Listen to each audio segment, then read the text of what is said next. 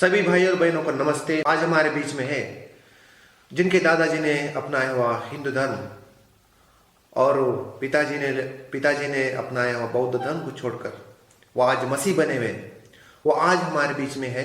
उसी सिलसिले में हम उनसे आज बातचीत करेंगे। सो मैं विनती करता हूँ मेजर प्रकाश तंत्रपाले से, वो सबसे पहले अपना परिचय देंगे। सभी भाई बहनों को नमस्कार। मेरा नाम है प्रकाश पंजाबराव तंत्रपाले। मेरा जन्म बहुत छोटे गांव में बिसरुली गांव में हुआ, जो चांदू बाजार तहसील में पड़ता है और अमरावती डिस्ट्रिक्ट में आता है। मेरे पिताजी का नाम पंजाबराव था और मेरे दादाजी का नाम अमृत था, लेकिन उनको अमृत महार कहा करते थे, क्योंकि हम महार जाति के थे, इसलिए उनको महार कहा जाता था।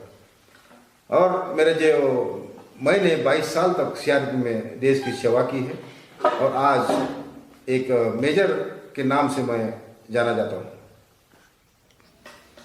तो सर, हमें सबसे पहले बताइए, आपके पिताजी ने हिंदू धर्म को छोड़कर बौद्ध धर्म को क्यों अपनाया था? उच्च वर्णीय लोग दलित और शूद्रों के ऊपर अत्याचार करते थे, उनको गुलाम बनाते थे और उनके साथ छुआछूत करते थे। इसी की वजह से डॉक्टर आम्बेडकर ने 1956 में नागपुर में हिंदू धर्म को छोड़कर बुद्ध धर्म की दीक्षा ली थी और उसी के साथ मेरे पिताजी ने भी बुद्ध धर्म की दीक्षा ली थी। क्रिश्चियन धर्म के बारे में आपके माता और पिताजी के विचार कैसे थे? क्रिश्चियन धर्म के बारे में मेरे माताजी और पिताजी के विचार अच्छे नहीं थे।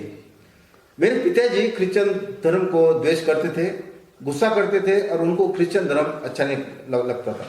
जब कोई प्रचारक हमारे गांव में आते थे तो हमारे पिताजी उनको धमकाते थे, उनको मारते थे और गाली देते थे, यीशु केशु इस प्रकार के शब्द बोलते थे। और इतना ही नहीं, जब मेरे माताजी ने बोला था कि बच्चों को क्रिश्चियन वसति गृह में डालो चांदूर बाजार में, तो उन्होंने मना किया था और बोला था कि जब तक मैं जिंदा हूँ तब तक मेरे बच्चे क्रिश्चियन नहीं बनेंगे। और उन्होंने कसम खाई थी कि जब तक वो जिंदा है अपने बच्चों को क्रिश्चियन हॉस्टल में नहीं भेजेंगे, ना उनको क्रिश्चियन बनने देंगे। तो सर, हमें सुनने में आया आपके पिताजी और चाचा जी का मर्डर हो गया था, और वो क्यों और कैसे हुआ था? उस समय दलित और उच्च वर्णियों के बीच में झगड़ा होता था और दलित अपने अधिकार पाने के लिए, अपने आज़ादी के लिए लड़ते थे। वैसा ही मेरे पिताजी एक लीडर थे और वो अपने अधिकार पाने के लिए, अपने अधिकार के लिए और अपने आज़ादी के लिए लड़ते थे। तो उनका और उच्च वर्णीय का और उनका हमेशा झगड़ा होता था और यह उच्च वर्णीय को अच्छा नहीं लगा। इन्होंने ऐसा प्लान बनाया कि मेरे पिताजी का मर्डर करना। इसलिए उन्होंने एक उनके ऊपर इनाम रखा कि जो उनका मर्डर करेगा उसको 4 एकड़ खेती देंगे। तो उन्होंने हमारे पिताजी के साथ ही काम करने वाले एक आदिवासी गौण व्यक्ति को पकड़ लिया और उनके द्वारा मेरे पिताजी को मर्डर करवाया। और जब मेरे चाचा को मालूम पड़ा तो उनको मदद के लिए वो दौड़े, तो उन्होंने उनके साथ भी उनको भी मार दिया। आपके पिताजी और चाचा जी के मृत्यु के बाद आपके फैमिली का गुजारा कैसे हुआ था सर? जब मेरे चाचा का और मेरे पिताजी का मर्डर हुआ, उस समय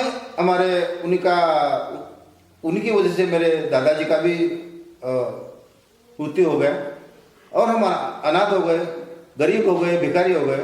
और उस समय का समय था 1970-71 में अकाल पड़ा था, लोगों को खाना नहीं मिलता था और उस समय हमारी जो उम्र थी वो छोटी थी, हम 7-8 साल के थे।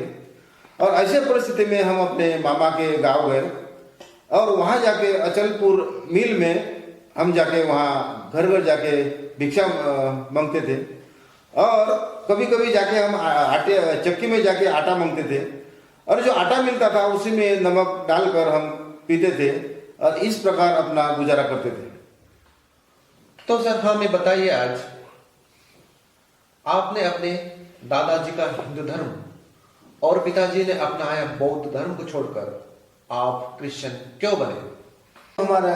हमारे पिताजी का मर्डर हुआ और चाचा का भी मर्डर हुआ और हमारे दादाजी भी गुजर गए। उस समय हमारी उम्र बहुत छोटी थी।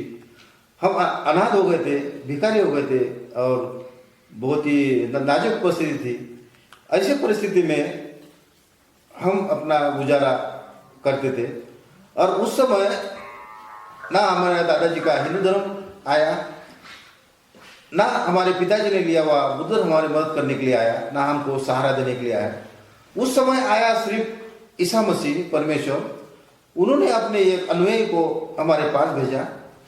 उन्होंने हमको चांदूर बाजार हॉस्टल में भर्ती किया, जहाँ पे हमको अन्न वस्त्र और शिक्षा मिली और हमको सहारा मिला।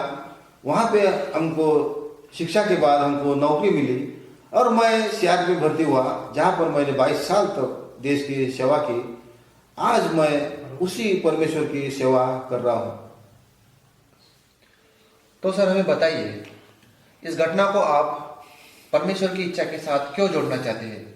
मैं इस घटना को परमेश्वर की इच्छा के साथ इसलिए जोड़ना चाहता हूँ क्योंकि मेरे पिताजी जो क्रिश्चियन धर्म का द्वेष करते थे, उनको घृणा करते थे और उनको नहीं चाहते थे कि उनके बच्चे क्रिश्चियन हो जाए या वो धर्म को अपनाए। लेकिन उनके 1 साल के बाद ही उनका मर्डर हुआ। उनका ही मर्डर नहीं हुआ तो मेरे चाचा को भी मर्डर हुआ। अगर मेरे चाचा भी जिंदा होते तो हमको परमेश्वर के इस मार्ग में नहीं आते, ना हम क्रिश्चियन बनते। और उसके बाद ही हमारे दादाजी भी गुजर गए और हमारी परिस्थिति बहुत नाजुक हो गई। हम भिखारी हो गए, हम दलित थे और हम भिक्षा मांगते थे। तो उस समय हमको वहीं जाना पड़ा जहाँ हमारे जो पिताजी थे वो गुस्सा करते थे। यानी उसी धर्म ने, क्रिश्चियन धर्म ने हमको पाला पोसा और बड़ा किया। मेजर साहब हमें बताइए, आप अपने भारतवासियों को और भारत देश को क्या संदेश देना चाहते हो?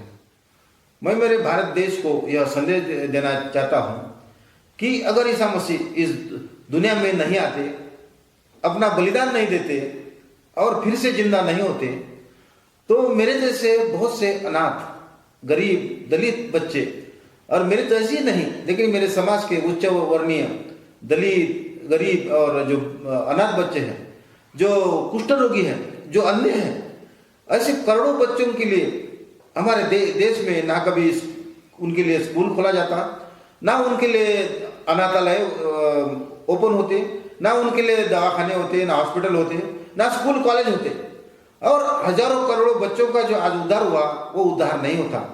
इसलिए मेरे देश को मैं यह बताना चाहता हूँ कि ईसा मसीह की वजह से हमारे देश का उद्धार हुआ है और वही हमारे देश का सच्चा परमेश्वर है।